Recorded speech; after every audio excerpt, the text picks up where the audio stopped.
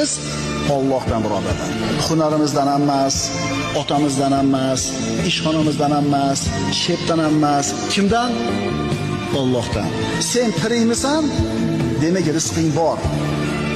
Agar rizqing tugagan bo'lsa, o'lasan. Shuning uchun musulmon odam o'zini xor qilmaydi.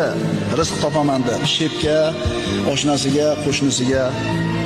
Meni rizqim Allohning qo'lida. Seni ishxonangda ishlamasam, boshqa yerdan Alloh rizqini yetkazaveradi deydi. Agar iymoni komil bo'lsa, rizqini Allohdan yeygan. Shep, meni haydamang, men нужна это работа deydi. Menga kerak shu ish deydi. Haydamang deydi.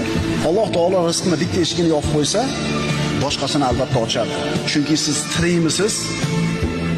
Robbis subhanahu va taolo sizni rizqingizni o'zini zimmasiga olgan. Xotirjam bo'ling, qo'rqmang, cho'chimang.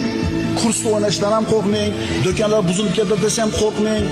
Sizni rizqingizni Alloh o'zini zimmasiga olgan. Xotiz Allohdan birodarlar. Hunarimizdan emas,